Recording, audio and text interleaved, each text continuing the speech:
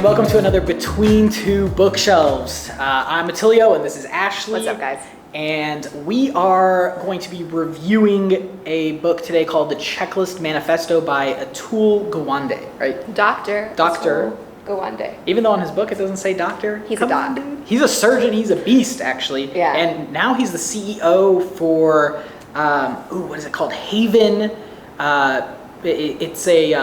It's a program that was put together by like Berkshire Hathaway and Amazon to like help get drugs to people who don't have availability to drugs. So the dude's a pretty awesome. Beast of a guy. Yeah. I've been trying to do research on the authors before. Yeah. Stuff. The book actually came out in 2009, so 11 years ago. So It's been out for a while. And I guess we'll dive into whether it's relevant or not later on. But before we get started, we did want to mention that all proceeds from Between Two Bookshelves does go to a nonprofit called Room to Read, which helps underprivileged places, towns, children get access to books and fair education. And so if you guys would like to subscribe to our Twitch channel, that will go to Room to Read, as well as if you buy any of the books that we recommend through our Amazon links. So check those out. Yeah. So I guess without further ado, do you have a little synopsis you want to give for this, or?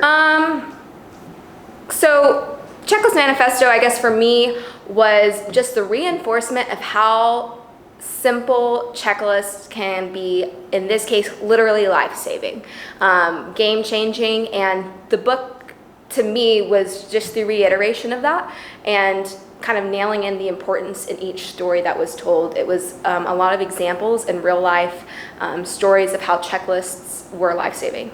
Yeah, life-saving. And I mean, what I think is really cool is that he took this from the angle of like a surgeon, right? But he also went out and like interviewed other people that where one failure could lead to critical failure, basically, which could cause a variety of things, including like skyscrapers collapsing or people crashing in airplanes. But if you think about that, I think checklists can almost be like failure can be life-saving in a lot of cases, even. And maybe if it's not like life-saving, maybe if anything, you're like saving hundreds of thousands of dollars on marketing, or maybe you're like doing some other thing. So he drilled in a lot of points, used a lot of stories, which was really cool. Interviewed a lot of people, high profile, like investors, and he kind of just related it to everything. So it was pretty good in that case. So I guess without further ado, we'll go ahead and jump right into it to our categories in which we score them with. So our first one's going to be readability. How easy of a read was this? What do you think? We're scoring out of 2. Yeah, so for all of you newcomers, scoring out of 2. And we have 5 criteria, so it'll add up to a 10 maximum score. Readability wise, this was pretty straightforward. The whole story was an amalgam of stories. Yeah. So there was like hardly any transition or even like morals that the author really like presented to you. He kind of let you just like derive the moral of the story. And he did a really good job just by presenting facts, by presenting like, hey, we ran this test in 7 different clinics around the world. We didn't have any incentives or consequences if people took up or didn't take up the system. We just wanted to see how it worked. So he took a very scientific approach, and to me, it was pretty easy. I'll give it like a 1.9. So I also, for those of you who are new, am an audiobook gal. I've listened to a lot of the books that we are reading through audiobook. And so I listened to this book, and it was super simple. It was story after story. So I'm going to give it just a flat out score of 1.5, which is above middle of the road, just because I think for me, because it was so straightforward, I kept wondering like, where are those takeaway points, or like I was telling Attilio before we started shooting, like, okay, another story. All right. Like when are we going to get to some meat of the book? And when you finish the book, like you really understand what point he was trying to make. But for me, that's why I had to dock it a half a point. Yeah. So, but I mean, overall, it was really easy to listen to. It was just stories. So, but do you feel like that's a good score? I don't know. What did you? 1.5? 1.5 I gave it a and 1.9. 1.9? Yeah. That's pretty good.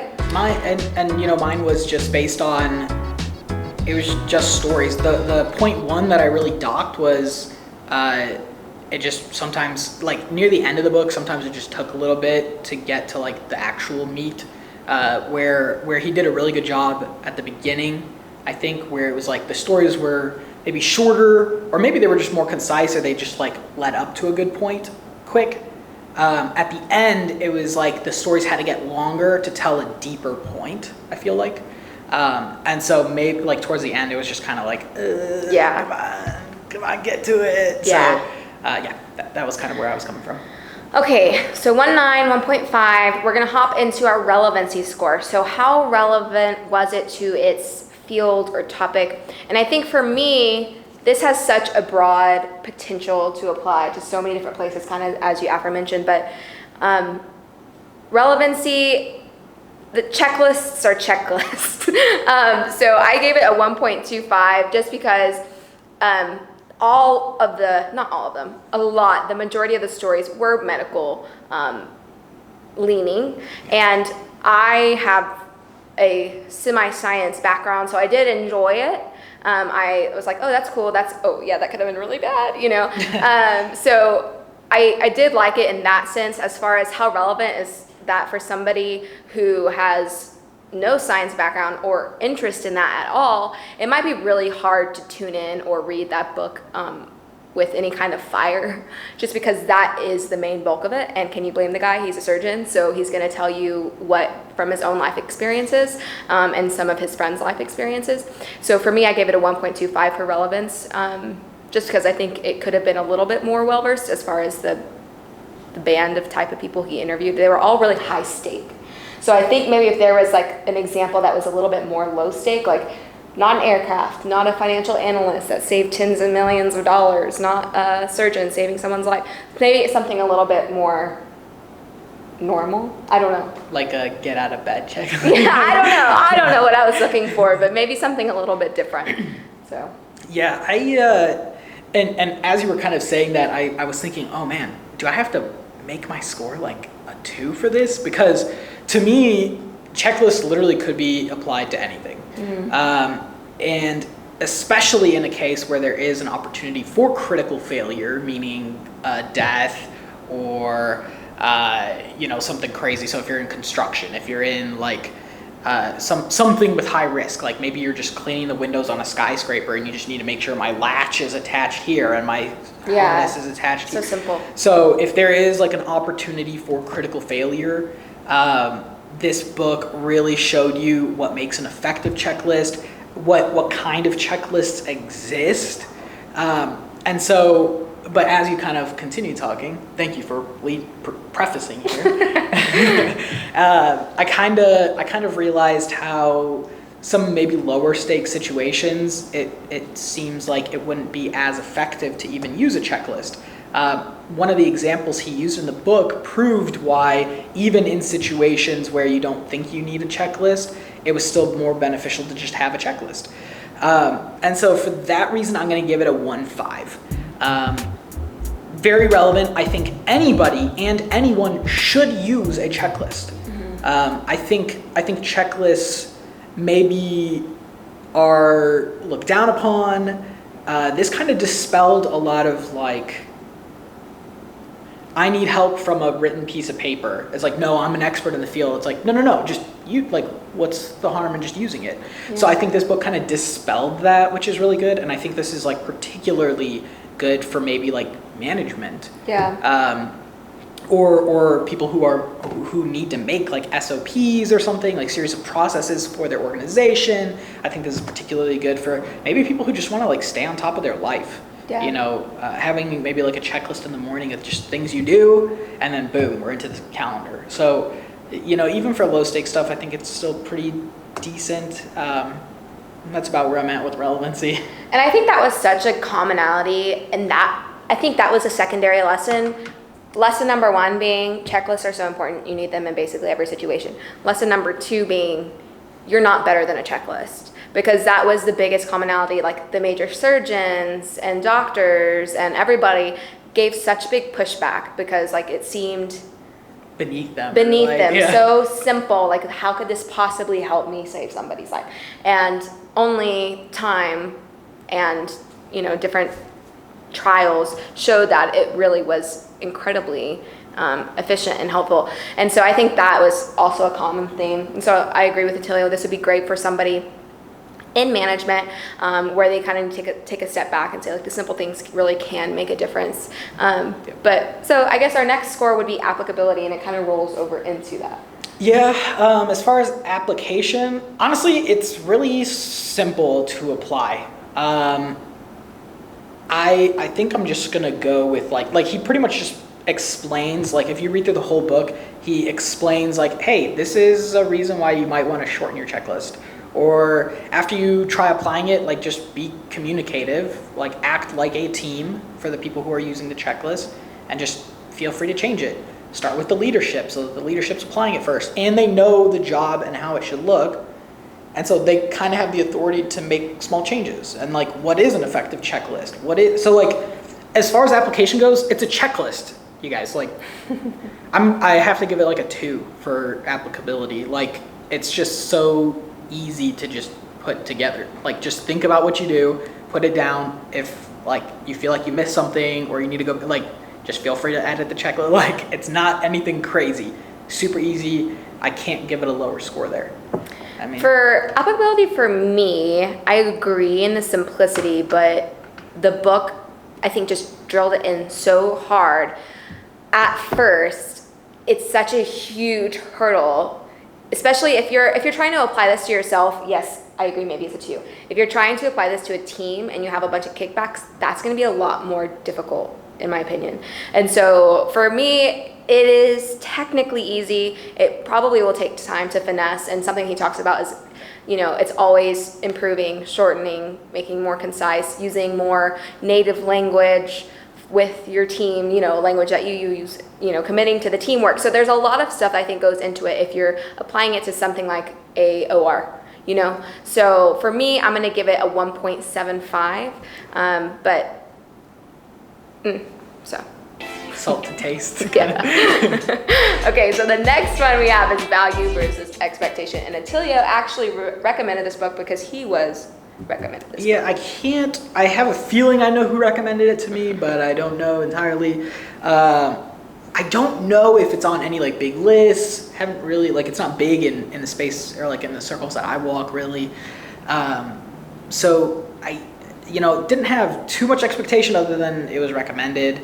Value that it gave, though, I don't want to say I'm disappointed, but it wasn't like I feel like the whole book could be put into like 6 or 7 bullet points, to be honest. Like, I think the stories do a really good job at leading up to the point, so educating you. I think it's really good about that. I don't know if the value was there versus any expectation that I may have had before. I'm going to give it a 0.75 for value versus expectation. So my only expectation was that Attilio disclosed to me that he had been recommended the book. I didn't know anything about it. From the title, you can kind of deduct it's going to be about checklists and the importance of checklists. So I'd have to agree that for me, at least it was nothing like I expected. It was completely different from any of the books that we've read thus far. And for that reason, it's going to rank lower on my value versus expectation, just because for me, I didn't find the material in the book incredibly valuable. I think I have pretty good standards of checklists that I run through. Could it be better? Of course, everything can improve. But so for me, I'm going to give it, a 1, just a solid 1. I think that it's good material. Did it exceed my expectations? No. So I'm going to give it a 1. Yeah, you kind of brought up a good point too. This book is just, it explains kind of like do's and don'ts off of what you probably already intuitively know. Which I think is kind of interesting, but is it worth that? Yeah, I think for sure, if you don't have time and you're kind of interested in the book, SparkNote it.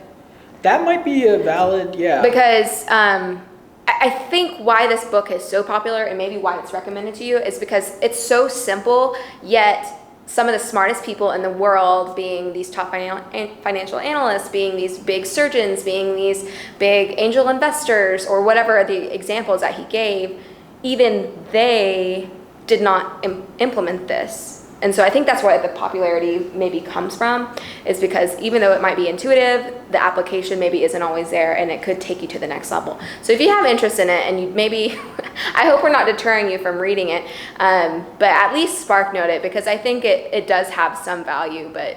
It's kind of like a swallow your pride book, almost. Yeah. It's like something so simple can be the factor to saving a life. Can be and that was the last story that he gave. Like, literally something so simple, like, just swallow your pride, dude.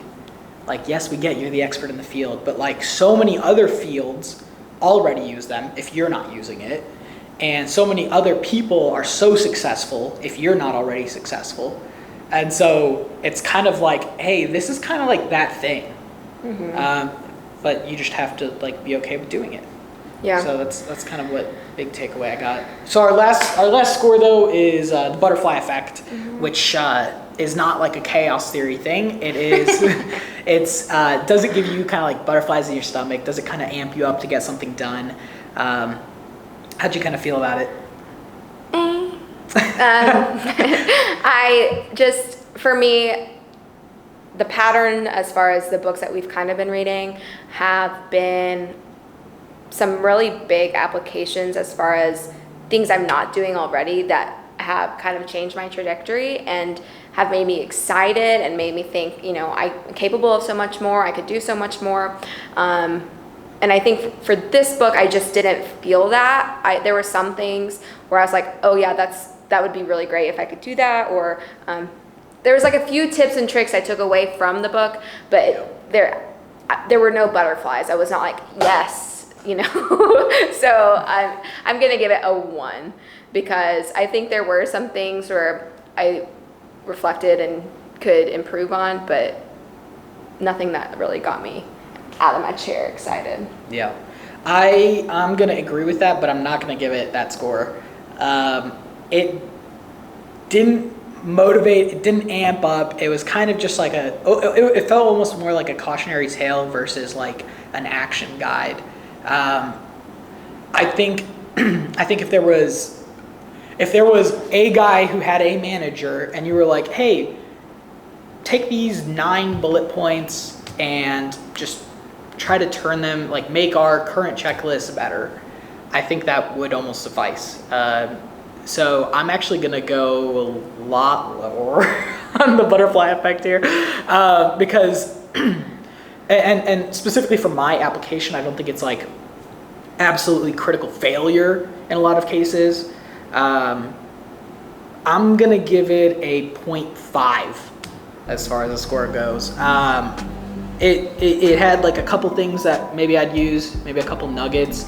I personally don't have like a big pride thing. Like if someone else is right, they're right. Like I don't need to be right. So to me, it was just like, okay, great. Those are a couple good things. Was it worth 6 hours of a book? I don't know. So yeah, I'm giving it a 0.5 on that. Yeah, a lot of the nuggets were good. The nuggets were good, but I don't feel like I wanted to take action. Like it wasn't motivating for me, I guess. And I think whenever you kind of input the time spent on this and like maybe some, if we're getting real opportunity costs and stuff, like I don't know if that's really worth it. Maybe like I said, the SparkNote would suffice for you, or Attilio may build this 9 bullet point list down below or something. I don't know. But yeah, my scores are really middle of the road, and it could be that Attilio, you and I are just not the target audience. I don't know, but I don't know who recommended you the book. I'm interested to hear or kind of learn about their thoughts on it.